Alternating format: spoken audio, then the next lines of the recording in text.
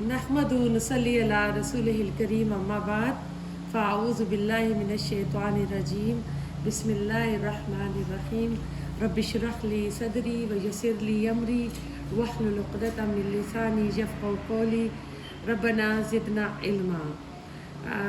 जो दर्स है उसका टॉपिक है कि अल्लाह की रहमत से हम किस तरह धोखा खाते हैं। यानी हम कहते हैं कि अल्लाह सुब्हाना ताला गफूरुर रहीम है, जो मर्ज़ी कर लो अल्लाह ताला माफ़ कर देगा।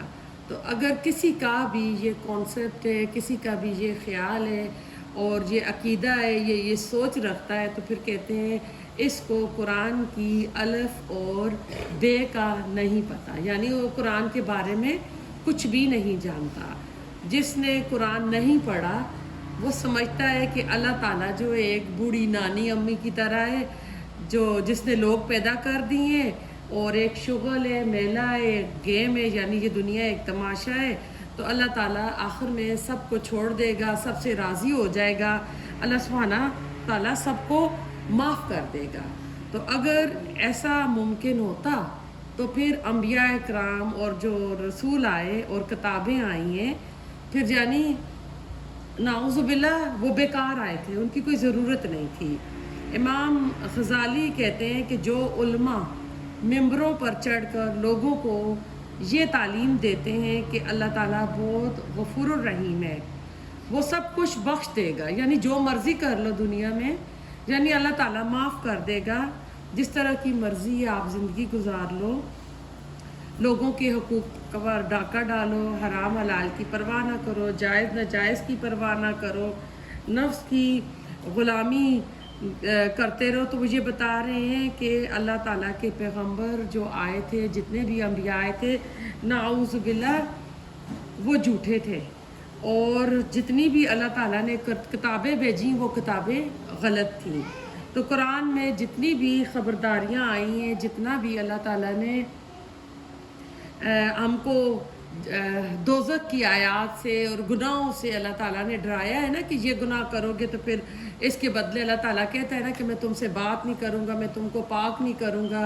फिर अल्लाह ताला कहते हैं कि वो दोज़ख वाले साथी होंगे, अस्हाबुल जहीम होंगे, उम फ़ीहा खालिदून। तो इसका मतलब है कि वो जो अल्लाह ताला ने बातें की हैं वो अहमी ही थी, यानी उनका कोई मतलब नहीं था। इसी तरह इमाम ग़ज़ाली कहते हैं कि ऐसे उलमा अगर किसी मेंबरों पे चढ़ के इस तरह के खुतबात देते हैं तो वो वाजिबुल कत्ल है, जो रहमत की आयत सुना सुना कर लोगों को सही इल्म और आमाल से दूर करते हैं। अब देखिए, अगर आप एक सही हदीस है उसका मफ़हूम बताती हूँ कि तराजू होता है ना, तो दो पलड़े होते हैं। तो कहते हैं कि एक बंदे के इतने गुनाह होंगे ना कि एक पलड़ा इतना नीचे चला जाएगा, और नेकियां उसकी नहीं होंगी तो खाली पलड़ा होगा। तो उसमें एक जैसे छोटी सी ये पर्ची ऐसी है ना, ऐसी चिट सी पर्ची होगी, तो उस पर ला इलाहा इल्लल्लाह लिखा होगा, तो वो पर्ची उसमें डाली जाएगी, सही हदीस है, डाली जाएगी। तो वो ला इलाहा इल्लल्लाह के वज़न से ना वो तराजू का पलड़ा नीचे चला जाएगा, और जो भी भरा हुआ था गुनाह को वो ऊपर चला जाएगा। तो ये जब हमने अकीदा की क्लास में शेख इस्लाम रजब के साथ की थी, तो कह रहे सिर्फ एक इस हदीस को हम नहीं ले सकते हैं, क्योंकि अगर ये ले लें तो अब हर कोई कहेगा मैं तो कलमा गो हूँ, मैं तो शराब भी पीऊँगा, जिना भी करूँगा, मैं तो जो मन चाहे ज़िंदगी गुजारूँगा, हराम हलाल की मैं परवाह नहीं करूँगा। ऐसा नहीं है। कहते हैं कि ये तो ऐसा है कि उसे अपने गुनाहों का हिसाब देना पड़ेगा, उसको जितना सर्टन टाइम दोज़ख में, आग में रहना है गुनाहों के एवज़, वहाँ जाके रहेगा, बाद में निकाला जाएगा, बाद में इसका ये पर्ची जो होगी उसकी वजह से होगा। ऐसा नहीं है कि क़यामत के दिन हिसाब किताब शुरू हो गया, अब हम कहेंगे जी हम तो कलमा गो हैं ना, हम सब अल्हम्दुलिल्लाह मुसलमान घर में पैदा हुए, हम खुशकिस्मत है कि हमने एक सोने की ट्रे में सजा सजाया दीन मिल गया, हमको मेहनत नहीं करनी पड़ी। जो नॉन मुस्लिम है ना, वो तो इसके लिए जाते हैं, कोशिशें करते हैं, उसकी कदर भी करते हैं। हमको तो मुसलमान घर में पैदा हुए, हमारे पास ना दीन की कदर है, ना अपने नबी की, ना सुन्नतों की कदर है। तो ये बाद में होगा। तो हम कहते हैं कि जो सारे कलमा गो हैं वो जन्नत में जाएंगे, ये सच है, वो जाएंगे, लेकिन पहले अपने अपने अमाल का हिसाब देना होगा। अल्लाह ताला ने हकूकुल्लाह भी रखे हैं और हकूकुल इबाद भी रखे हैं। और हकूकुल्लाह के बारे में आता है कि अल्लाह सुब्हाना ताला चाहेगा تو معاف کر دے گا اپنے حقوق، لیکن بندوں کے حقوق اللہ کبھی نہیں معاف کرے گا۔ بندوں کا اگر ہم نے کوئی غبن کیا، ہم نے کسی کے حقوق پہ ڈاکہ ڈالا، اگر ہم نے ان کی جیسے غیبت کا بھی آ جاتا ہے، اور کبھی ہم دیکھیں بدگمانی میں کچھ باتیں ہوتی ہیں نا کسی جگہ، تو کوئی بات کہیں سے وہاں کہتے ہیں کہ جی بات باہر نہیں نکالنا، وہ بات کہیں باہر نکل جاتی ہے، تو بعد میں ہم نا کوئی ایک بندے کے نام کہتے ہیں کہ شاید اس نے بات کہی ہو، حالانکہ اس نے بھی نہیں کہی ہوتی، لیکن ہم اپنے ناقص العقل ہے، انسان ہے، ایز اے بشر ہم وہ بدگمانی کر لیتے ہیں، لیکن بعد میں جب پتہ چلتا ہے نا، نہیں تو پھر اس کے لیے پھر ہم نے کیا کرنا ہے، اس بندے کے لیے مغفرت کی دعائیں کرنی ہے، ہدایت کی دعائیں کرنی ہے، اس کی درجات کی بلندی کے لیے کرنی ہے، اور اللہ تعالیٰ سے اپنے لیے استغفار کرنا ہے کہ اللہ تعالیٰ میرے سے غلطی ہو گئی تھی، میں نے یہ کیا تھا، اللہ تم معاف کر، کیونکہ اگر ہم اس طرح نہیں کرتے تو وہ قیامت کے دن بندہ آ جائے گا کہ رسول اللہ صلی اللہ علیہ وسلم نے صحابہ کرام سے کہا تھا نا کہ من مفلس یوم القیامت، کہ قیامت کے دن مفلس، یعنی مفلس کہتے ہیں بینک رپٹ کو، جس کا سارا کچھ ضائع ہو جائے، بینک رپٹ بندہ ہوتا ہے، کون ہوگا؟ تو صحابہ کرام نے کہا کہ اللہ اور اس کا رسول بہتر جانتا ہے، تو آپ نے فرمایا کہ ایک بندہ بہت ساری نیکیاں لے کر آئے ہوگا، حج بھی ہوں گے، عمرے بھی ہوں گے، اس کے تہجد بھی ہوں گی، نمازیں، زکوٰۃ، صدقات، لیکن اس کے آگے لوگوں کی لائن لگی ہوگی، کسی کا حق مارا ہوگا، کسی کی غیبت کی ہوگی، کسی کو گالی دی ہوگی، تو وہ لوگ اس کے آگے کھڑے ہوں گے، تو پھر اللہ تعالیٰ کا حکم ہوگا کہ اس بندے کی نیکیاں ان کو دیتے جاؤ۔ قیامت کے دن کی کرنسی کیا ہے؟ نیکی اور بدی ہے نا، تو اب اس دن تو کمپنسیشن اسی طرح ہوگی، تو اب ایسا ہوگا، کہتے ہیں کہ اس کی نیکیاں ختم ہو جائیں گی، تو لائن ابھی بھی لگی ہوئی ہوگی، تو پھر اللہ تعالیٰ حکم دیں گے کہ ان بندوں کے، جن بندوں کے اس نے حق پہ ڈاکہ مالا، جو بھی اس نے غلط کیا، ان کے گناہ اس بندے پہ ڈال دو، تو کہتے ہیں اس کی نیکیاں تو ختم ہو گئی جو کی تھیں اعمال نامے سے، اب کیا ہے کہ وہ گناہ اس کے اوپر لادے جائیں گے، تو پھر وہ جہنم میں چلا جائے گا۔ اللہم لا تجعلنا منہم، اللہ تعالیٰ ہم کو ان میں سے نہ کرے کہ ہم ایسے ہوں کہ ہم لوگ نیکیاں تو کریں، آپ کو پتہ ہے نیکی کرنی بہت مشکل ہے، تہجد جو پڑھتے ہیں، آپ پوچھیں نیند کے اوپر، آپ نفس کے اوپر آپ کو قربان کر کے اٹھتے ہیں، صدقات دیتے ہیں، آپ اپنے مال نکالتے ہیں، خرچ کرتے ہیں، تو ہر چیز مشکل ہے، نمازیں پڑھنی، جو بھی نیکی آپ کریں، لیکن آپ چاہیں گے کہ آپ کی نیکی کسی اور کو چلی جائے؟ نہیں چاہیں گے نا۔ ایک امام کا قول ہے نا کہ اگر آپ کو غیبت کرنی ہے کسی کی، تو آپ غیبت جو ہے اپنی ماں کی کریں، کیونکہ جب ہم کسی کی غیبت کرتے ہیں نا تو ہم اپنی نیکیاں اس کو دیتے ہیں۔ امام حسن بصری رحمۃ اللہ علیہ کو کسی نے آ کے بتایا کہ فلاں بندہ آپ کی یہ غیبت کر رہا ہے، تو انہوں نے ان کو فروٹ کا ایک باسکٹ ٹوکرا بھجوایا کہ آپ نے آج مجھے اپنی نیکیاں دی ہیں۔ تو اس لیے علماء کہتے ہیں کہ اگر غیبت کرنی ہے تو اپنی ماں کی کرو، کہ آپ کی ماں زیادہ حقدار ہے آپ کی نیکیاں لینے کی، اور ہم غیبت کس کی کرتے ہیں؟ جس کو ہم پسند نہیں کرتے، تو آپ چاہیں گے کہ آپ کی نیکیاں جو ہیں ادھر چلی جائیں؟ آپ کبھی نہیں چاہیں گے نا۔ تو اس لیے حقوق اللہ تو اللہ تعالیٰ معاف کر دے گا، لیکن حقوق العباد جو ہے نا وہ اللہ تعالیٰ معاف نہیں کرے گا۔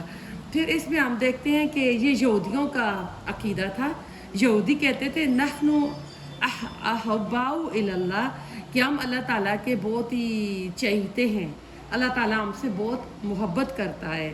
سورۃ بقرہ میں آتا ہے کہ وہ کہتے تھے ہم اللہ تعالیٰ کے لاڈلے ہیں، ہمیں اللہ تعالیٰ چند دنوں کے لیے آگ میں رکھے گا، ایامن معدودہ کے لفظ آتے ہیں۔ اس کے بعد کہتے تھے جنت تو ہمارے لیے، کہتے تھے ہم نے 40 دن بچڑے کی پوجا کی تھی، 40 دن ہمیں آگ میں رکھا جائے گا، پھر نکال دیا جائے گا۔ تو اللہ تعالیٰ قرآن میں فرماتا ہے کیا انہوں نے میرے سے کوئی عہد لیا ہوا ہے؟ اس عہد کی بنا پر یہ ایسا کہہ رہے ہیں۔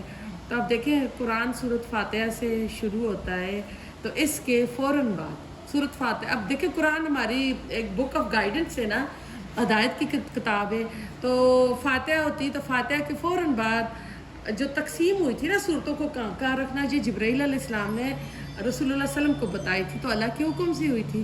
تو اللہ سبحانہ تعالیٰ نے فاتحہ کے بعد البقرہ کیوں رکھی، النساء آ جاتی، الرحمن آ جاتی، کیوں رکھی ہے؟ اس لیے کہ اللہ تعالیٰ اس مسلم امت کو بتانا چاہ رہے تھے کہ تم سے پہلے ایک بڑی لاڈلی امت تھی، ٹھیک ہے، اس کے اندر اللہ تعالیٰ نے بہت زیادہ انبیاء بھیجے تھے، بہت زیادہ کتابیں بھیجی تھیں، صحیفے بھیجے تھے، صحف ابراہیم و موسیٰ کے آتے ہیں نام. اور اللہ تعالیٰ ان کے اندر یعنی اتنے انبیاء بھیجے، کتابیں بھیجی، نبوت بھیجی. اور اللہ تعالیٰ 3 بار آئی تھنک پہلے سورۃ بقرہ میں آتا ہے نا، یا بنی اسرائیل اذکروا نعمتی التی انعمت علیکم انی فضلتکم علی العالمین. ان کو کہتے ہیں کہ تم یاد کرو میں نے تمہیں تمام جان والوں پر فضیلت دی تھی. لیکن انہوں نے کیا کیا؟ انہوں نے اپنے دین سے روگردانی کی، اپنے انبیاء کا قتل کیا، اپنی کتابوں میں انہوں نے میننگ کے لحاظ سے بھی اور دوسری طرح بھی انہوں نے اس میں یعنی تبدیلیاں کی. تو اللہ تعالیٰ نے قرآن میں انہیں کیا کہا؟ ضربت علیہم الذلۃ والمسکنۃ، کہ اللہ تعالیٰ نے ان کے اوپر جو محتاجگی اور ذلت کو مسلط کر دیا. اور ذلت اور مسلط دیکھا جائے تو اس وقت نا، اگر آپ اس وقت یہود کو اور مسلم امہ کو کمپیئر کریں تو آپ کو ذلت اور محتاجگی کس پہ نظر آتی ہے؟ ہمارے پہ آتی ہے نا. اور اس کے اوپر ڈاکٹر اسرار احمد کا آپ نے میرے سے کئی بار سنا ہوگا. ڈاکٹر اسرار احمد کہتے ہیں کہ قرآن ہم پڑھتے ہیں نا تو 6 انبیاء کے قصے آتے ہیں. ان قوموں نے جب غلط کیا تو ان کے اوپر عذاب آیا. قوم لوط لے لیں، قوم شعیب لے لیں، نوح علیہ السلام کی لے لیں. جو ایمان والے تھے وہ تو نبی کے ساتھ بچا لیے گئے، لیکن جنہوں نے انبیاء کا یعنی تکذیب کی، اللہ کی آیات کا انکار کیا، تو ان کے اوپر عذاب ہوا. کہیں پہ سیخا کا لفظ آتا ہے، کہیں زلزلہ آتا ہے، کہیں پہ قحط آتا ہے. تو وہ چٹان سے نکلی، ناقۃ اللہ نکلی.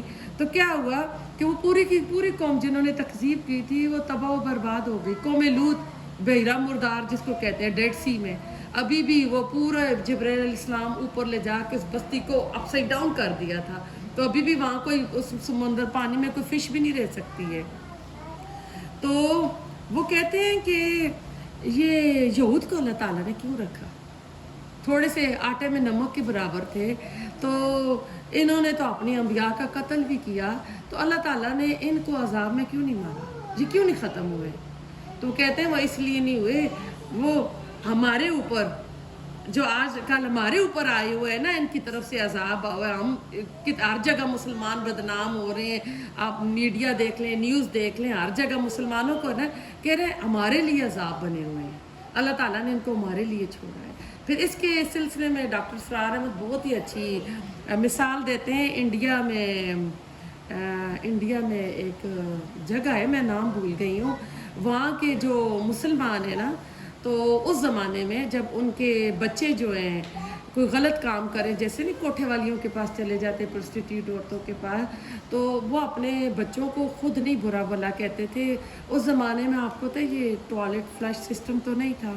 وہ چمار آتے تھے کرنے کے لیے، سارا کوڑا گند اٹھانے کے لیے. تو وہ ان کو کہتے تھے کہ یہ اپنا جھاڑو لو اور ہمارے بچے کو مارو.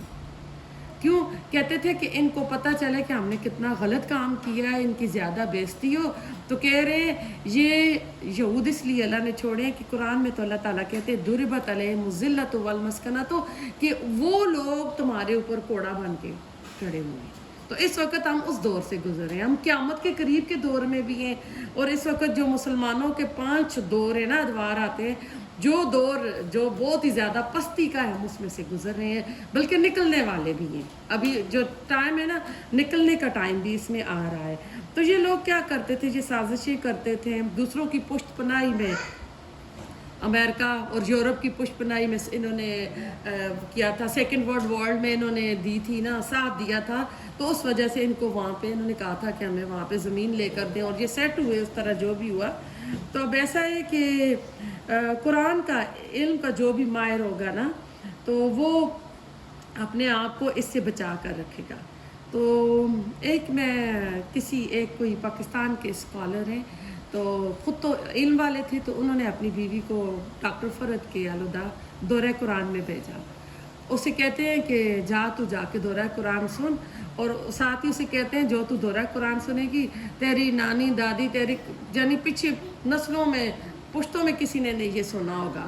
تو وہ سن کر جب اس نے پورا رمضان کا دورہ قرآن سنا تو اس سے پوچھا کہ بتاؤ تم نے کیا سیکھا. تو کہتے ہیں میری بیوی نے ایک جملہ کہا، کہتی ہے جس خدا کا تعارف مجھ سے ہوا تھا جو مجھے یعنی جس خدا کا تعارف ہوا تھا معاشرے اور خاندان کی طرف سے، وہ خدا کوئی اور تھا، اور میں نے جو دورہ قرآن اٹینڈ کیا یہ خدا کوئی اور ہے۔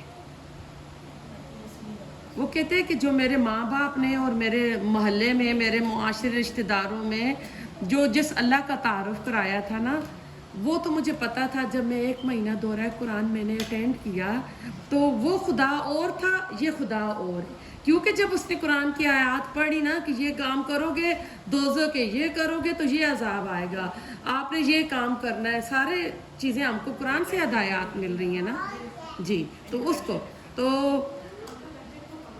تو پھر اس نے بیوی سے پوچھا کہ تمہارا مطلب کیا ہے نا، تو کہتے ہیں وہ بولی اللہ حساب لے گا ایک ایک چیز کا، ایک ایک چیز اللہ تعالیٰ نوٹ کر رہے ہیں۔ قیامت کے دن اللہ تعالیٰ ایک ایک چیز کے بارے میں پوچھے گا۔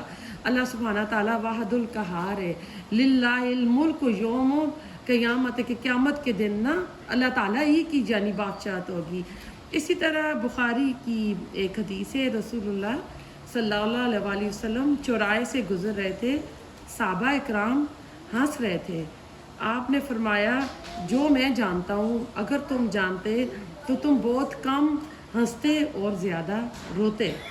تو اگر کوئی سمجھتا ہے نا کہ بغاوت کی زندگی، منچائی زندگی گزارے گا، جو اس کی مرضی یہ کرے گا، جو دنیا اپنی مرضی سے گزارے گا، تو پھر آخرت جو ہے نا اللہ سبحانہ تعالیٰ کی مرضی کی ہوگی۔ اگر دنیا ہم اللہ تعالیٰ کی مرضی پہ گزاریں گے نا، آخرت میری اور آپ کی مرضی کی ہوگی۔ کیوں؟ وہاں پہ سورۃ حامیم سجدہ میں آتا ہے نا کہ جنت میں جو آپ چاہیں گے، جو آپ کی نفس کی خواہش ہوگی نا، آپ کی خواہشیں پوری ہوں۔ وہ کب ہوں گی؟ جب دنیا پہ ہم اپنے نفس کے اوپر پابندی لگائیں گے، ہم اس کو قرآن اور سنت کے مطابق لے کر جائیں گے۔ اور جو دنیا کہتے ہیں نا کہ سورۃ ہجر میں آتا ہے، اللہ تعالیٰ کہتے ہیں نبی عبادی انی ان الغفور الرحیم، کہ نبی کہتے ہیں نبی کہ خبر دے دو عبادی میرے بندوں کو کہ میں بہت غفور الرحیم، میں بہت بخشنے والا ہوں۔ اب صرف اس ایک آیت کو لے لیں، یا میں نے شروع میں جو حدیث بتائی تھی کہ ترازو کے ایک پلڑے میں ایک پرچی لا الہ الا اللہ کی رکھ دی جائے گی، تو صرف اس کو دیکھیں گے نا تو ہم کہیں گے او جی اللہ تو معاف کر دے گا، جنت تو ہمارے لیے بنی ہے، کلمہ گو ہوں، میرا تو کلمہ آئے گا ترازو میں، میرے تو چاہے اتنے گناہ ہوں گے نا تو وہ تو اوپر چلے جائیں گے، اور ایک لا الہ سے میرا وہ پلڑا نیچے آ جائے گا۔ تو کہتے ہیں نہیں، ساتھ ہی نا اللہ تعالیٰ نے بتا دیا ان عذابی لشدید، اللہ تعالیٰ کہتے ہیں میرا عذاب، میری پکڑ بھی بہت زبردست ہے۔ ان ربک لبالمرصاد، کہ اللہ تعالیٰ گھاٹ میں لگا ہوا ہے۔ کتنی قرآن میں آیات آتی ہیں، تو کیا پتہ چلا کہ ہم نے اپنی زندگی میں بیلنس رکھنا ہے۔ بخاری اور مسلم کی حدیث ہے کہ انسانوں کی تخلیق سے پہلے اللہ تعالیٰ نے عرش پر ایک عبارت لکھ دی، اللہ نے اپنے ہاتھ سے لکھ دی۔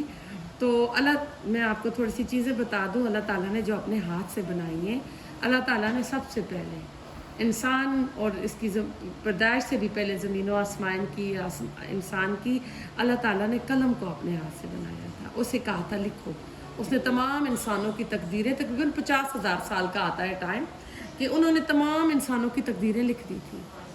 پھر اللہ تعالیٰ نے دوسری چیز اپنے ہاتھ سے جو بنائی، حضرت آدم علیہ السلام کو بنایا۔ تیسری چیز اللہ تعالیٰ نے جو بنائی وہ جنت عدن بنائی ہے، ہمیشگی کی جنت۔ اور جو چوتھی چیز آتی ہے، اللہ تعالیٰ نے اپنے ہاتھ سے عرش پہ لکھا کہ میری رحمت میرے غضب پر حاوی ہے۔ سبحان اللہ۔ لیکن ہم صرف اس کو بھی نہیں لے لیں گے کہ ہم ٹیک اٹ ایزی نہیں کریں گے نا، ٹھیک ہے، لیکن کس معاملے میں ہے؟ باغیوں کے لیے، سرکشوں کے لیے، نافرمانوں کے لیے نہیں، ان کے لیے نہیں ہے، بلکہ جو ساری کوششیں کرنے کے باوجود جن کی عبادات میں، جن کی نیکیوں میں کوئی کمی کوتاہی رہ جاتی ہے۔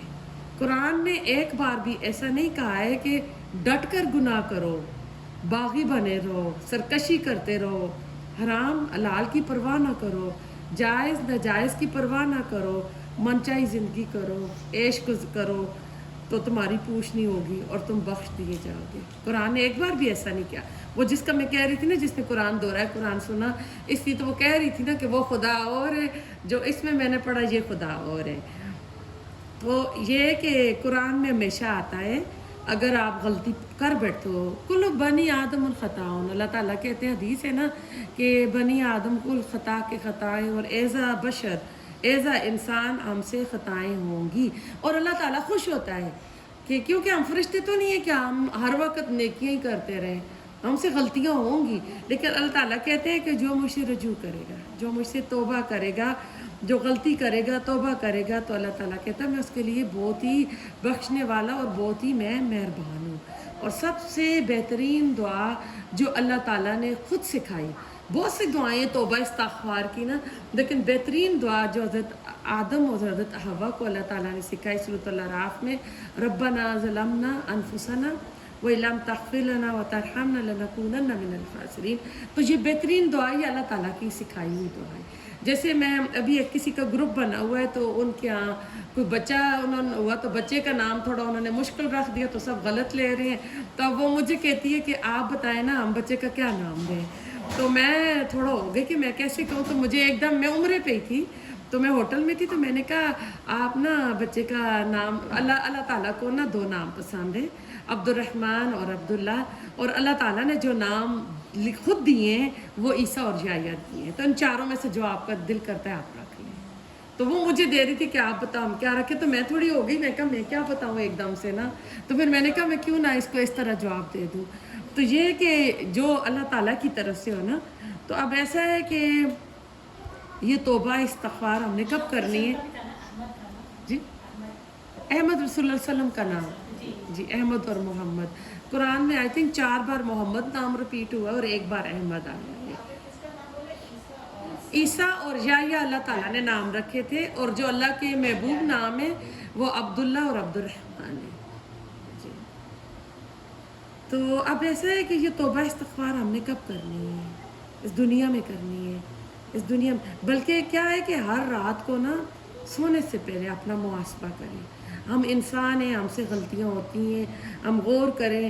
جیسے میں کہہ رہی تھی، ہم بدگمانی میں کبھی کبھی ہم کسی کا نام لے لیتے ہیں، تو پھر اس کے لیے دعا کریں، اس کے استغفار کے لیے، اس کی ہدایت کے لیے کہ اللہ میرے منہ سے اس کا نام نکل گیا تھا، حالانکہ اس نے یہ کام نہیں کیا. کیونکہ ہمیں نہیں پتہ ہوتا ہے نا کہ ہم انسان ہیں، تو ہم اس کے لیے بخشش کی دعائیں کریں، اس کی ہدایت کے لیے دعائیں کریں. تو ایسا ہے کہ یہ ہم نے دنیا میں استغفار کرنی ہے، توبہ کرنی ہے. اور توبہ کے دروازے اللہ نے کھولے ہوئے تب تک جب تک قیامت کے جو میجر 10 سائنز ہیں نا وہ نہ آ جائیں. 10 بڑی علامات میں سے ایک بھی علامت آ گئی نا تو پھر کیا ہوگا؟ توبہ نہیں ایکسیپٹ ہوگی. تو اب میدان محشر میں، آخرت کے میدان میں توبہ نہیں قبول ہوگی. وہاں تو سب اقرار کریں گے، وہاں تو ہر کوئی، وہاں تو اگر کہہ رہے ہیں کہ جو جھوٹے دنیا میں لوگ ہیں نا وہاں بھی جھوٹ بولیں گے، کیونکہ یوز ٹو ہے نا، کہیں گے ہم نے گناہ نہیں کیے. لیکن اللہ تعالیٰ ان کی زبانوں کو سلب کر دے گا، اس کے باڈی پارٹ بولیں گے، اس کے ہاتھ پاؤں وہ بتائیں گے. اور وہ قرآن میں آیا ہوا ہے، وہ حیران ہو کے بولے گا کہ تم کیسے بول رہے ہو؟ تو کہے گے کہ جس زبان کو اللہ نے بولنا سکھایا تھا اس نے ہمیں بولنا سکھا دیا ہے. تو ایسا ہے کہ وہاں تو سب کی آنکھیں کھل جائیں گی.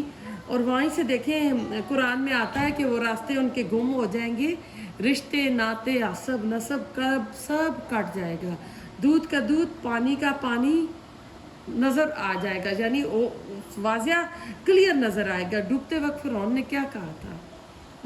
آمنتو ربی موسیٰ و فرعون، کہ میں موسیٰ و ہارون، کہ میں ہارون اور موسیٰ کے رب پر ایمان لائے ہوں. تو اللہ تعالیٰ قرآن میں کیا کہتے ہیں؟ الآن، کہ اب تو ایمان لا رہا ہے. اور سورۃ عبسہ میں آتا ہے یوم یفر المرء من اخیہ، کہ جس دن بندہ اپنے بھائی سے دور بھاگے گا، وہ امی ابی، اپنے ماں اور باپ سے دور بھاگے گا، وہ صاحبتی و بنی، اپنی بیوی اور بیٹی سے دور بھاگے گا.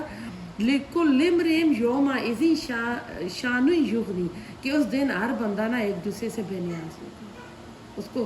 کیونکہ آج تو دنیا میں دیکھیں اگر بچوں کو کچھ ہوتا ہے تو فوراً ماں آگے پہنچ جاتی ہے، بچوں کو بچاتی ہے.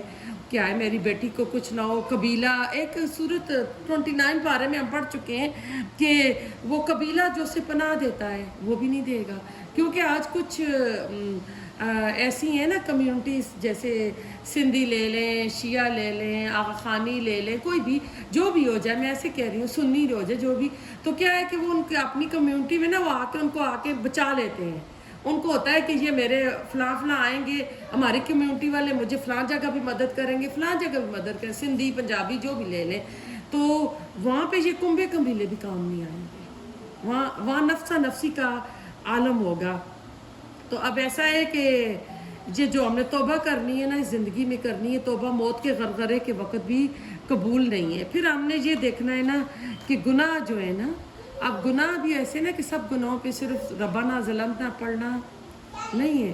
کبائر جو ہے نا، کبیرہ کی جمع کبار، کبیرہ گناہ جو ہیں، کچھ گناہوں پر معافی ہے، کچھ گناہوں پر حد لگتی ہے، کچھ گناہوں پر کفارے دیے جاتے ہیں۔ روزہ کفارہ ہے، کسی پر غلام آزاد کرنا کفارہ ہے۔ جیسے ایک قبیلہ غامدی کی ایک عورت تھی، اور معاذ یا معیز نام آتا ہے، شادی شدہ جو دونوں تھے جن سے زنا ہو گیا، اور وہ عورت رسول اللہ صلی اللہ علیہ وسلم کے پاس آتی ہے، پریگنٹ ہے کہ مجھے حد لگا دیں، تو آپ کہتے ہیں کہ نہیں، جب بچہ پیدا ہو جائے گا تب آنا۔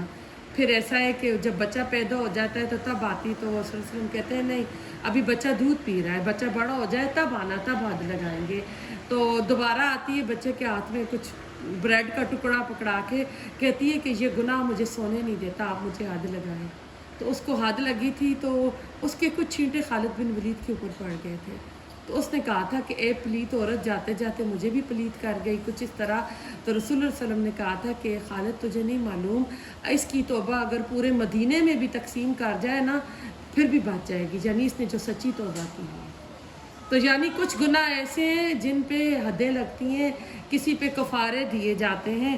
تو سورۃ النساء کی آیت نمبر 17 اور 18 میں اللہ تعالیٰ کہتے ہیں کہ اللہ کے ذمہ لوگوں کی توبہ کو قبول کرنا جو گناہ جہالت میں یا انجانے میں کر دیتے ہیں اور اس کے فوراً بعد توبہ کر لیتے ہیں۔ یعنی ہم سے گناہ غلطیاں ہوں گی، لیکن اس کے بعد ہم نے فوراً توبہ کرنی ہے۔ جیسے کسی نے الارم لگایا تھا، الارم نہیں بولا، یا الارم بولا تو اس کی وجہ نیند کا غلبہ تھا، سو گیا، لیکن سو کے اٹھنے کے بعد فوراً اس نے فجر کو قضا پڑھ لیا۔ اور اگر کوئی نہ ہی پڑھے کہ میں نے تو الارم لگایا تھا، میرا تو قصور نہیں ہے، اللہ غفور الرحیم ہے، اللہ مجھے معاف کر دے گا، نہیں، ایسا نہیں کرنا ہے۔ باغی رہنے پر معافی نہیں ہے، پلٹ کر آنے پر، نادم اور شرمندہ ہونے پر معافی ہے۔ بس اللہ تعالیٰ ایسے لوگوں کی توبہ قبول فرماتا ہے، وہ علم والا اور وہ حکمت والا ہے۔ یعنی اللہ تعالیٰ کو علم ہے کہ کون کس پانی میں ہے، اور اللہ تعالیٰ کی حکمت یہ ہے کہ اللہ تعالیٰ گناہوں کے باوجود لوگوں کو ڈھیل دیتا رہتا ہے۔ پھر سے اگلی آیت جو 18واں آیت ہے اس کی سورۃ النساء کی، ولیست توبہ سے ہوتی ہے شروع، کہ اس کی توبہ نہیں ہے جو گناہ کرتا ہے اور موت کے وقت کہتا ہے کہ فَإِنِّي تُبْتُ الْآنَ، جس کو اللہ کہتا ہے کہ تو اب توبہ قبول کرتا ہے، اور نہ ہی ان لوگوں کی توبہ قبول ہوتی ہے جو کہ کافر ہو کر مرتے ہیں، تو ایسے لوگوں کے لیے دردناک عذاب ہے۔ اللہم اجرنا من النار۔ تو پہلے مسلمانوں کی بات ہوئی ہے، پھر دوسری آیات میں اللہ تعالیٰ نے کافروں کی بات کی ہے۔ تو اللہ تعالیٰ ہمیں اسلام کی حالت میں رکھے، اور اللہ تعالیٰ ہمیں موت بھی دے تو ایمان کی حالت میں موت دے۔ اگر کوئی بندہ گناہ گار ہے، اسے یعنی گناہ گار ہے اور وہ توبہ کر لے تو ٹھیک ہے، اگر وہ توبہ کرتا ہے تو اللہ سبحانہ تعالیٰ کی رحمت میں آ جاتا ہے۔ تو اس میں ہم نے مایوسی پیدا نہیں کرنی ہے، کیونکہ کچھ لوگ کہتے ہیں نا کہ میں بہت گناہ گار ہوں، پتہ نہیں میری توبہ قبول ہوتی ہے نہیں ہوتی ہے، تو وہاں پہ ہم اللہ تعالیٰ کی جو مغفرت ہے نا، مغفرت کو ہم لمیٹڈ کر دیتے ہیں۔ اللہ تعالیٰ کہتے ہیں نا کہ میری تو رحمت میرے غضب پر چھائی ہوئی ہے، تو اللہ تعالیٰ تو کہتا ہے کہ احد پہاڑ جتنے بھی گناہ ہوں گے، تم سچے دل سے آؤ گے میرے پاس تو میں تمہاری توبہ قبول کر لوں گا۔ تو بنی اسرائیل کا واقعہ 99 قتل کا آپ سب کو پتہ ہے نا، میرے سے آپ نے دورہ قرآن میں بھی سنا ہوگا۔ تو کیا ہوا تھا، اس نے کسی عابد گزار سے پوچھا تھا کہ کیا میری توبہ ہے، تو اس کے پاس علم نہیں تھا، اس نے کہا نہیں تیری توبہ نہیں ہے، تو وہ اس کو بھی قتل کر دیتا ہے، تو اس کے 100 قتل ہو جاتے ہیں۔ پھر اس کے بعد اس کی ملاقات کسی عالم اسکالر سے ہوتی ہے، تو کہتا ہے ہاں تیری ہے، لیکن تو ادھر قاتل مشہور ہو گیا، یہ جگہ چھوڑ کے تو جا۔ تو وہ جا رہا ہوتا ہے تو اللہ تعالیٰ اس کی موت کے فرشتوں کو بھیج دیتا ہے، اس کی روح قبض کرو۔ تو اب جو ہے اس کی روح قبض ہوتی ہے تو جنت کے فرشتے بھی آ جاتے ہیں، جہنم والے بھی اس کی باڈی کو لینے، دونوں کی آپس میں ہو رہی ہوتی ہے کہ نہیں اس نے توبہ کر لی تھی، یہ اس کو ہم جنت میں لے جا رہے ہیں۔ دوزخ والے کیسے ہیں کہ نہیں اس کو ادھر لے جا رہے ہیں، تو اللہ تعالیٰ کا حکم ہوتا ہے کہ زمین کو ناپو، کہ جس طرف سے چل کے آیا تھا زیادہ اور جو ادھر جا رہا ہے کم ہے، تو پھر اس کو نا ہم جنت دے دیں گے. تو یہ دونوں حدیث میں، ایک میں آتا ہے کہ زمین جو تھی جنت کی طرف کم تھی، جدھر سے آیا تھا ادھر سے زیادہ تھی چلا گیا. دوسری حدیث کی بک میں آتا ہے کہ وہ مڈل میں تھا، تو جب وہ گرا مرتے ہوئے وہ ایک بالش لڑک کے آگے گیا تھا، تو ایک بالش کی وجہ سے اس کا ہوا. تو اس سے کیا پتہ چلتا ہے کہ گناہ ہوں گے. اب دیکھیں ایسا تو نہیں کہ ہم ایسا کہنا کسی کو نہیں ہو نہیں ہے تو وہ تو کفر کی حالت میں ہی نافرمانی میں چلا جائے گا. تو ہم نے یعنی کہنا حضرت علی کا قول ہے انسان سویا ہوا ہے، جیسے ہی مرے گا تو اٹھ جائے گا، جاگ جائے گا. یعنی اس وقت دنیا میں ہم جو بھی رنگینیوں میں پڑھ رہے ہیں نا، جو کچھ ہم کھا رہے ہیں، پہن رہے ہیں، گھر میں جو کچھ ہم کر رہے ہیں، یہ سمجھ لیں ہم سوئے ہوئے ہیں. تو جو ہی موت آئے گی تو ہم جاگ جائیں گے. یعنی جو حقیقت ہے نا وہ کھل کر سامنے آ جائے گی. تو ابھی ہم سوئے ہوئے ہیں. کس میں سوئے ہوئے ہیں؟ دنیا کی محبت میں سوئے ہوئے ہیں، دنیا کی رنگینی میں سوئے ہوئے ہیں، غفلت اور جہالت میں ہم سوئے ہوئے ہیں. تو اب سوال پیدا ہوتا ہے کہ عافیت کس میں ہے، بچنا کس سے ہے نا. کہتے ہیں نا کہ ہم کس طرح بچیں گے، تو بچیں گے کس طرح؟ ڈرانے سے. جب ہم یہ اویئرنیس دیں گے، قرآن کا علم دیں گے، حدیث کا علم بتائیں گے. جیسے آج کل کووڈ پھیلا ہوا ہے نا، کرونا آیا ہوا ہے نا، تو اگر کہا جائے نا کوئی ڈر نہیں ہے، ماسک بھی نہ پہنے، سینیٹائز بھی نہ کریں آپ جائیں، جس وقت بہت پیک پہ پھیلا ہوا تھا، اگر کہا جائے تو کیا ایسا ہوگا؟ کیا ہو رہا تھا نیوز میں کتنا ڈرا رہے تھے. فرانس میں، نیو یارک میں کیا ہو رہا تھا، کس طرح وہ باڈیز کو، ڈیڈ باڈیز کو پھینک رہے تھے، اور کتنا ہم ڈرے ہوئے تھے کہ ہم جو شاپر بیگ سے ہم ان کو بھی کس طرح پھینک رہے تھے، ہاتھ نہیں لگا رہے تھے 3 دنوں بعد کہ اس کے ساتھ جرمس نہ آ جائے. میل آتی تھی، میل کو نہیں کھول رہے تھے ہم کہ پتہ نہیں اس کے کسی کا ہاتھ ٹچ ہوا ہوگا. اب پرانی وہ لے آئے، پچھلے سال کی بات ہے، اتنی پرانی نہیں ہے، ٹھیک ہے نا. تو ہم ڈر رہے تھے نا، تو ہم اپنے آپ کو بچا رہے تھے نا. تو عافیت کس میں تھی؟ کرونا سے کس سے بچ رہے تھے؟ یعنی ہم کرونا سے ڈر رہے تھے، ادھر بھی ہاتھ لگائیں گے، یہ بھی کریں گے، ماسک لگا رہے تھے. ماسک وہ والا ماسک پھر ہم تیسرے دن یوز کرتے تھے، یاد ہے نا. تو اب ایسا ہے کہ اس سے کیا پتہ چلتا ہے کہ کیا صرف خوشخبریوں سے ہم بچ جائیں گے، ہم صرف جنت کی کرتے رہیں؟ نہیں. اگر دنیا میں اگر اللہ تعالیٰ کی طرف سے نا آفر کی جائے کہ سارے لوگ جو ہے نا جو مرضی کر لیں، جنت نہیں ملے گی.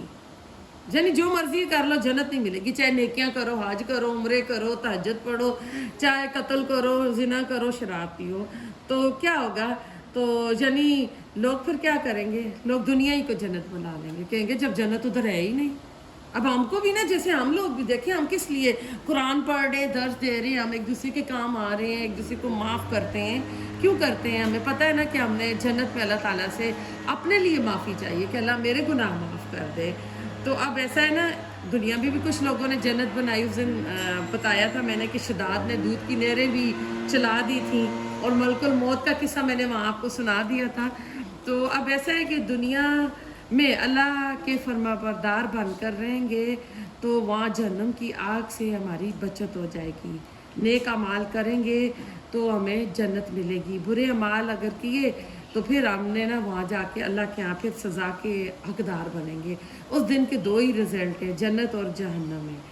تو اب ایسا ہے کہ نیک لوگوں کی دعا ہے سورۃ الفرقان میں، ربنا اصرف عنا عذاب جہنم ان عذابها کان غراما انہا ساءت مستقرا و مقاما. کہ اللہ تعالیٰ ہمیں اس عذاب سے بچا کے، وہ عذاب تو نا بالکل چھونے والا ہے. تو اہل ایمان تو ہر وقت اللہ تعالیٰ سے ڈرتے رہتے ہیں.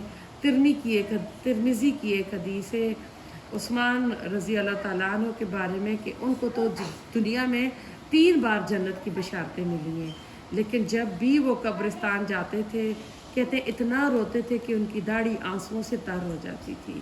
تو لوگ پوچھتے تھے کہ آپ کیوں رو رہے ہیں؟ تو کہتے تھے یہ قبر جو ہے نا آخرت کی منزلوں میں سے پہلی منزل ہے، اگر یہ مشکل ہوئی تو اگلی بھی مشکل ہوگی. تو اس لیے قبر سے بھی ڈرنا چاہیے کہ یہ قبر کا جو ڈر ہوتا ہے نا انسان کو صراط مستقیم پہ اسٹیٹ فارم رکھتا ہے. آج دیکھیں ہم کو تو ایسی کوئی خوشخبریاں ہی نہیں ملی ہیں کہ تم جنتی ہو. عشرہ مبشرہ دیکھ لیں، جنہوں نے بدر کی لڑائی میں حصہ لیے کہہ رہے ہیں آج کے بعد جو کریں گے بدر والے معاف ہیں. لیکن کیا بدر والے اس کے بعد بیٹھ گئے تھے؟ کہ نہ تہجد پڑھیں گے نہ عمرے کریں گے، بلکہ جب حجۃ الوداع کے موقع پر رسول اللہ صلی اللہ علیہ وسلم نے کہا تھا کہ آج جو نہیں ہے اس کو بتا دیا جائے، تو آپ کو پتہ ہے مکہ مدینہ خالی ہو گیا تھا، یہ نکل گئے تھے رشیا کی طرف، چین کی طرف، ہر طرف، افغانستان کی طرف۔ اب ایک میں نے کسی اسکالر کو سنا تو ابھی بھی کہہ رہے ہیں کہ جو علاقے ہیں سوات کاغان کی طرف، ابھی بھی وہاں جو ٹھیک اسلام نہیں پہنچا ہے، تو کہہ رہے ہیں صحابہ کرام تو اس تک نہیں پہنچ سکے، لیکن پاکستان کو بھی بنے ہوئے کتنے سال ہو گئے، لیکن ہم لوگوں نے وہاں تک پیغام نہیں پہنچایا، تو کہتے ہیں کمی ہمارے اندر ہے۔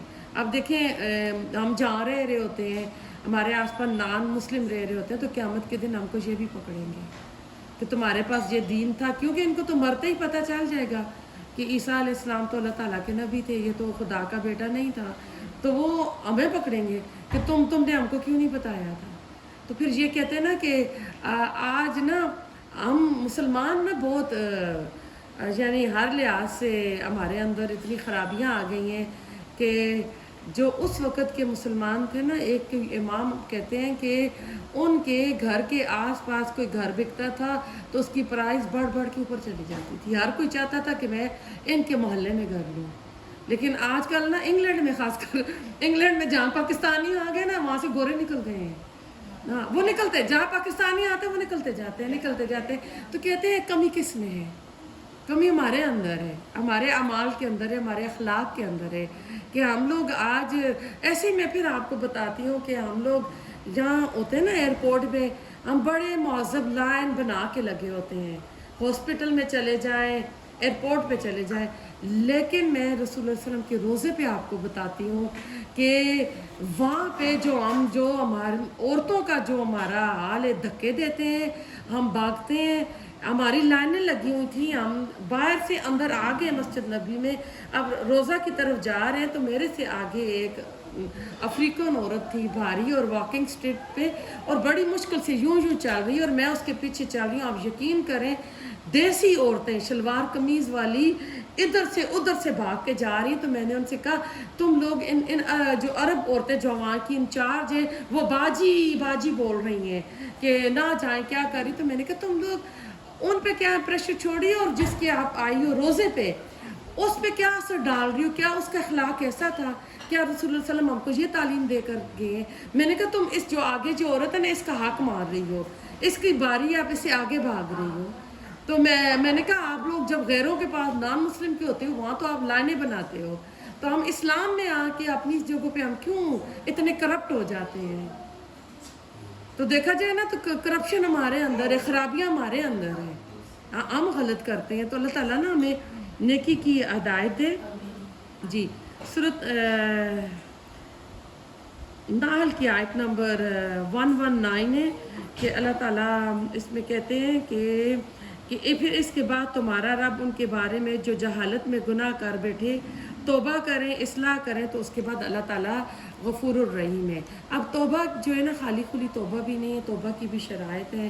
توبۃ النصوح قرآن میں آئی ہے، اور اس کی ہے کہ سچے دل سے مخلص ہو کر توبہ کرنی ہے، اور اس کے بعد جو گناہ کر رہے تھے ان گناہوں کو دوبارہ نہیں کرنا ہے، اور جو ٹائم پہلے گناہوں پہ لگاتے ہیں وہ ٹائم جو ہم نے نیکیوں پہ لگانا ہے، اور جب بھی خیال آئے وہ پلٹ کے نا تو اس کو یعنی اس پہ اپنے آپ کو شرمندگی کپ کپی طاری کرنی ہے، اور اللہ سے معافی مانگنی ہے کہ اللہ، جیسے دیکھو میں بھی ہوں نا، اب قرآن میرے ہاتھ میں آیا، لیکن ہم ساری عمر ایسے تو نہیں تھے نا، تو جب بھی کوئی بات یاد آئے تو اللہ تعالیٰ سے یعنی رو کے معافی مانگنی، اور اللہ تعالیٰ کا شکر ادا کرنا ہے کہ اللہ تعالیٰ تو نے مجھے قرآن کے ساتھ جوڑ دیا، میں بھی تو ایسی نکمی تھی، میں بھی تو اس طرح کی کر رہی تھی، میں بھی تو کوئی پکی مومن مسلمان نہیں تھی نا۔ تو قرآن میں ایک بار بھی نہیں آیا ہے کہ آپ باغی بن جائیں، آپ اپنی مرضی کر لیں، منچائی زندگی گزاریں تو اللہ غفور الرحیم ہے، نہیں، بلکہ اللہ تعالیٰ کہتے ہیں کہ جب موت آئے گی، موت کا غرغرہ لگے گا تو اس وقت پتہ چل جائے گا۔ تو کل اس کا سارا ہم اس کی کنکلوژن کرتے ہیں کہ ہر روز رات کو سونے سے پہلے اپنے پورے دن کا محاسبہ کریں، اور خیال کریں کہ میں نے کیا آج غلط کام کیا ہے، اور اس پہ اللہ تعالیٰ سے معافی مانگیں۔ اگر غیبت ہو گئی تھی تو جس کی ہے اس کے لیے اس کی مغفرت کی دعائیں، اس کے درجات کی بلندی کی دعائیں کریں، اور اللہ تعالیٰ سے دعا کریں کہ اللہ تعالیٰ اس کو بخش دے، اور اللہ تعالیٰ سے ہم سچی توبہ کریں کہ اللہ تعالیٰ ایز اے انسان میرے سے غلطیاں ہوئی ہیں، میں ناقص فطرت ہوں، میں تیرا بندہ ہوں، میرے سے غلطیاں ہوتی رہتی ہیں، تو اللہ مجھے معاف کر دے. ٹھیک ہے. تو ٹاپک تھا کہ اللہ تعالیٰ کی رحمت سے دھوکہ نہیں کھانا چاہیے کہ اللہ تعالیٰ غفور الرحیم ہے تو جنت ہماری اللہ تعالیٰ ہم کو بخش دے گا. تو دعا کرتے ہیں سبحان اللہ و بحمدی عدد خلقی ورضا نفسی وزنت عرشی ومداد کلماتی یا ربی لک الحمد کما ینبغی لجلالک وجہک عظیم سلطانک. الحمد للہ رب العالمین الرحمن الرحیم مالک یوم الدین ایاک نعبد و ایاک نستعین اهدنا الصراط المستقیم صراط الذین انعمت علیہم غیر المغضوب علیہم ولا الضالین آمین. اللہم صلی علی محمد وعلی آل محمد کما صلیت علی ابراہیم وعلی آل ابراہیم انک حمید مجید. اللہم بارک علی محمد وعلی آل محمد کما بارکت علی ابراہیم وعلی آل ابراہیم انک حمید مجید. ربنا ظلمنا انفسنا وان لم تغفر لنا وترحمنا لنكونن من الخاسرین. ربنا اغفر لنا ذنوبنا وكفر عنا سیئاتنا وتوفنا مع الابرار. رب ارحمهما كما ربياني صغيرا. یا اللہ یا رحمان یا رحیم یا غفور یا منان یا ذوالجلال والاکرام. یا اللہ جو آج پڑھا اس کو قبول فرمانا. لکی نے جو محفل سجائی اللہ تعالیٰ اس کو بھرپور اجر دنیا میں بھی دینا آخرت میں بھی دینا. یا اللہ تعالیٰ جو بہنیں آئیں ان کا آنا قبول فرمانا. ہم سب کے گھروں میں اپنی رحمت برکتیں نازل فرمانا. لکی نے جو اللہ تعالیٰ اپنے بھائی کے لیے کیا، ان کے بھائی کی سرجری ہوئی، اللہ تعالیٰ ان کی بھائی کی سرجری کامیاب کرنا. انہیں اللہ تعالیٰ کامل شفا دینا، اللہ جلدی دینا، فاسٹ اور کمپلیٹ ریکوری کرنا.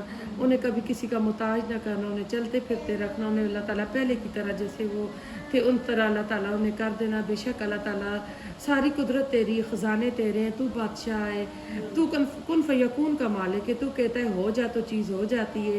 یا رب العزت ہم تیرے کن فیکون سے تجھ سے سوال کرتے ہیں کہ تو لکی کے بھائی کو بھی اللہ تعالیٰ ان کی سرجری کامیاب کر دے، ان کو چلتا پھرتا کر دے، اور جو جتنے بیمار ہیں سب کو شفا عاجلہ کاملہ عطا فرما. کلثوم آپا کو بھی اللہ تعالیٰ ان کی بھی اللہ تعالیٰ سرجری کامیاب کرنا، ان کے بھی درد کم کرنا. اللہ تعالیٰ جو بیمار ہیں ہاسپٹل میں ان کو تو اللہ تعالیٰ شفا عطا فرما. اللہ تعالیٰ ہم سب پہ اپنا کرم عطا فرما. یا اللہ تعالیٰ ہمیں قرآن کے ساتھ اپنے دین کے ساتھ جوڑ کر رکھ، نماز روزوں کی پابندی کرنے والا بنا. یا اللہ تعالیٰ ہماری قبریں ہماری کشادہ کر دینا، ہماری قبروں میں نور بھر دینا. یا اللہ قیامت کے دن اٹھانا تو نیک صالحین لوگوں میں اٹھانا. اعمال نامہ دائیں ہاتھ میں دینا. یا اللہ پولیس راستے تیزی سے گزار دینا. یا اللہ جنت الفردوس کا وارث بنانا. یا اللہ ہماری اولادوں کو ہماری آنکھوں کی ٹھنڈک بنانا. یا اللہ ہمارے بچے ہمارے کل کا سرمایہ ہیں. یا اللہ تعالیٰ تو ان کو نیک راچس لوگوں کی کمپنی عطا فرمانا. جو بچے راستے سے بھٹک گئے ہیں ان کی اصلاح کر دینا. یا اللہ تعالیٰ ان کی دین اور دنیا کی اللہ ان کو کامیابی عطا کرنا، ان کو دین اور دنیا کی خیر اور بلائیاں عطا کرنا، برے لوگوں کی صحبت سے بچانا. ہمارے بچوں کو صحت تندرستی والی ایمان والی زندگی عطا فرمانا. انہیں متقین لوگوں کا امام بنانا. جو بے اولاد ہیں اللہ تعالیٰ انہیں اولاد کی نعمت سے نواز. جو بچوں کے رشتوں کے لیے پریشان ہے اللہ تعالیٰ انہیں نیک اچھے رشتے عطا فرما. اللہ تعالیٰ سب کے گھروں میں خوشحالی پیدا کر. جن کی شادیاں ہو چکی ہیں ان کو آپس میں پیار محبت اور نباہ عطا فرما. یا اللہ تعالیٰ ہمیں بار بار اپنے گھر حج اور عمرہ کی سعادت نصیب فرما. ہم سے راضی ہو جا اللہ. ہماری غلطیاں گناہ معاف فرما دے. ہر وہ گناہ جو ہم نے جان بوجھ کر کیا، دکھا کر کیا، انجانے میں کیا، چھپ کر کیا، اللہ تعالیٰ بے شک تو معاف کرنے والا ہے. یا اللہ تعالیٰ تو ہمیں اس وقت بلانا جب زیادہ راہ ہمارے پاس موجود ہو، مرتے وقت ہماری زبانوں پہ کلمہ شہادت موجود ہو. یا اللہ تعالیٰ صلی اللہ علیہ وسلم کی سنتوں پہ عمل کرنے والا بنانا. یا رب العزت ہم تجھ سے ہر اس خیر کا سوال کرتے ہیں جس کا رسول اللہ علیہ وسلم نے آپ سے کیا، اور ہر اس شر سے پناہ چاہتے ہیں جس سے رسول اللہ علیہ وسلم نے آپ سے پناہ چاہی. یا اللہ تعالیٰ اس دنیا کو ہمارے لیے بہت بڑی غم کی چیز نہ بنانا. یا اللہ تعالیٰ جو بھی نعمتیں دی ہیں دیکھنے کی، سننے کی، ان سب میں اللہ تعالیٰ قوت عطا فرمانا. ہم سب کو ہمارا مالک بنانا. یا اللہ تعالیٰ ہمیں تو اپنی ایسی تقوی عطا کرنا کہ جو تیری نافرمانی اور گناہوں کے درمیان حائل ہو جائے. یا اللہ تعالیٰ اپنی ایسی فرما برداری نصیب فرمانا، اپنی ایسی اطاعت نصیب فرمانا جو تیری جنتوں میں پہنچا دے. یا رب العزت ہم سے راضی ہونا، ہماری غلطیاں خطائیں معاف فرما دینا، ہمارے بزرگوں پہ رحم فرمانا، انہیں جنت الفردوس کا وارث بنانا. جن کے بزرگ زندہ ہیں اللہ تعالیٰ انہیں چلتے پھرتے رکھنا، انہیں کبھی کسی کا محتاج نہ کرنا.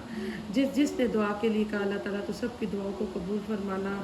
ربنا تقبل منا انك انت السميع العليم وتب علينا انك انت التواب الرحيم سبحانك اللهم وبحمدك نشهد ان لا اله الا انت نستغفرك ونتوب اليك سبحانك اللهم وبحمدك نشهد ان لا اله الا انت نستغفرك ونتوب اليك.